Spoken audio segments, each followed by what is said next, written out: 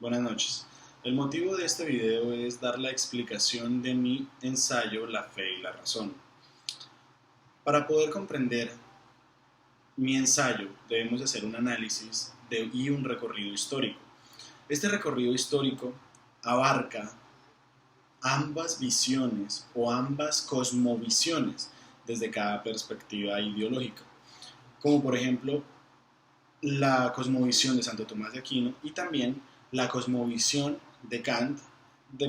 obviamente desde cada perspectiva personal de estos pensadores. Inicialmente explicaré el concepto de cada fenómeno que utilicé en mi ensayo. Por ejemplo, para la fe utilicé el concepto de la sistematización de creencias ideológicas por medio de las cuales se pueden llegar a determinar los fenómenos que pueden llegar a existir u ocurrir en el mundo y alrededor del ser humano. Con respecto a la razón, utilicé el concepto de la sistematización de todos los fenómenos que ocurren en el mundo y que circundan al ser humano para poder, a través de la metodología del pensamiento científico, poder lograr una explicación de ellos. Bueno, principalmente tenemos que establecer que estos conceptos, tomados también desde las lecturas como desde la percepción personal, son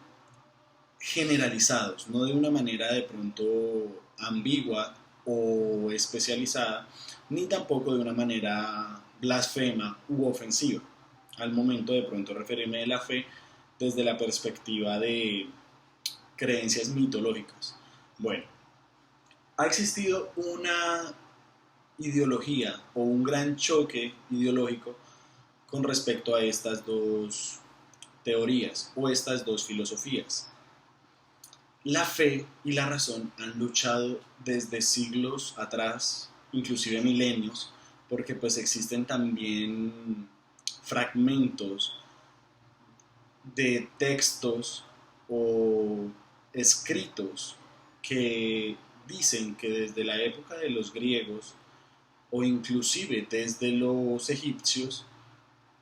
ha existido una rivalidad entre lo que se refiere a los grandes monjes o la gran religión con los científicos o los desarrolladores científicos de cada época y obviamente aplicándolo a cada desarrollo social. Bueno, podemos ver dos grandes ejemplos entre estos choques, como por ejemplo es el oscurantismo. Obviamente, oscurantismo hacemos referencia al medioevo, desde el siglo 432 aproximadamente a 1415, en donde se establece que la religión, a través de la persecución que se le hizo a los evolucionadores o a las personas que se dedicaron a evolucionar el conocimiento a través de la metodología científica, eran capturados como herejes y también eran considerados como traidores a la fe cristiana. También lo vemos con el movimiento ateo, que también se generó pues a partir de, no estoy seguro si fue a partir de la época de 1700 o 1800, cuando ya fue pronto la división de la teoría de las dos espadas, o sea, la gran división de pronto del poder político de la iglesia con el poder político de los gobernantes de una nación. Se generó este fenómeno del ateísmo al momento en que, al levantarse el velo del oscurantismo del medioevo, se inició una revuelta por medio de la cual se buscó dar una explicación o una racionalización en lo que se refiere a los fenómenos del mundo. O sea, habían personas que decían que no era posible explicar cómo llueve solo por la gracia de Dios, sino que tenía que haber una explicación científica. O sea, Dios no podía tener su mano metida en el mundo a toda hora. O simplemente se dudaba de la existencia de él. Bueno, a través de estos choques podemos establecer ciertas diferencias ideológicas de cada cultura, como por ejemplo, en el aspecto religioso se ve a la razón o a la racionalización del desarrollo cognitivo como, una, como un problema, dado que a la mayor conocimiento o a mayor capacidad de racionalización, la persona se iba alejando de la fe o se iba alejando de la religión. Y a su vez, la persona que aumentaba su fe probablemente generaba un distanciamiento con la aceptación de todas las ideologías de la racionalización de todos los aspectos del mundo. Podemos ver de pronto que grandes pensadores intentaron como juntar o tratar de, tratar de explicar la relación entre ellas. Por ejemplo, Santo Tomás de Aquino, cuando nos habla de la instrumentalización de la fe lógica,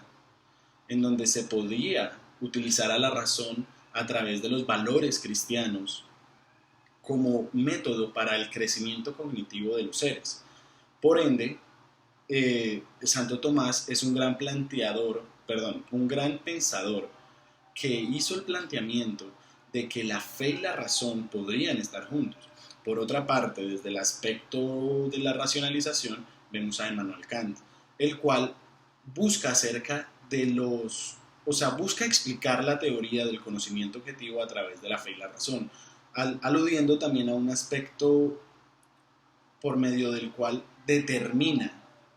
que la razón sí puede estar infundada en la fe. Inclusive puede haber una diferencia o una sectorización de todo lo que se refiere a la fe y la razón. Esto lo podemos ver de pronto también en el aspecto en que el trinium y el quadrivium separan las ciencias exactas o las áreas del conocer humano o del conocimiento humano como aquellas que son exclusivamente, o sea, que se pueden ejecutar exclusivamente con la razón, mientras que por otra parte las ciencias sociales o las ciencias inexactas son aquellas que se pueden llevar a través de la fe, ya que es un análisis de la voluntad y desarrollo social de cada cultura. Bueno, podemos ver que la última gran aceptación de la unión de estos dos fenómenos la hizo el Papa Juan Pablo II en una, no me acuerdo si era en una encíclica en este preciso momento, pero él dijo que la fe y la razón eran las alas del Espíritu Santo con las cuales se elevaba sobre toda la humanidad para lograr la verdad objetiva o la verdad verdadera, valga la redundancia. Estas relaciones en las que se busca como concatenar o unir tangencialmente a la fe y la razón se pueden explicar a través de lo que se refiere a la sectorización con la cual habla Kant, o también con la coparticipación de estos dos fenómenos que habla Santo Tomás de Aquino. Personalmente he tenido también pues un aspecto difícil en lo que se refiere a la instrumentalización de la fe junto con la razón, porque siempre he tratado de racionalizar demasiado mi pensamiento para lograr como explicar todo a través del método científico. Y he desarrollado algunas técnicas con las cuales puedo llegar a explicar racionamientos, aplicar los racionamientos de estos análisis. Pero también, al ser de cuna cristiana, o sea, de la fe católica, más específicamente, he tenido algunos choques porque pues yo creo que en algún momento de la vida todos los creyentes hemos tenido como la gran duda de ¿existe realmente Dios? ¿Cómo podemos comprobar su existencia? Por lo cual he tenido esa complicación. Y algo que he notado al de pronto trabajar con grandes mentes mundiales y de pronto también al conocer grandes mentes de pronto de la teología o grandes personas con una devoción abnegable de la fe cristiana, me he dado cuenta de que la racionalización de todos los aspectos de la vida circundantes a una persona causa una deshumanización. Esto se ve claramente, por ejemplo, cuando los grandes pensadores o grandes científicos llegan inclusive a compararse con Dios, y eso es algo pues obviamente irracional. Esto se explica más o menos como que la egolatría o el egocentrismo o el narcisismo que obtienen las personas que llegan a tener un nivel de conocimiento superior, se puede ver, o sea, pierden su humanidad. En lo personal, he tratado siempre de aplicar mi razonamiento lógico en todos los aspectos de mi vida a través de los valores y virtudes que fueron enseñados en mi cuna, en la cuna cristiano-católica,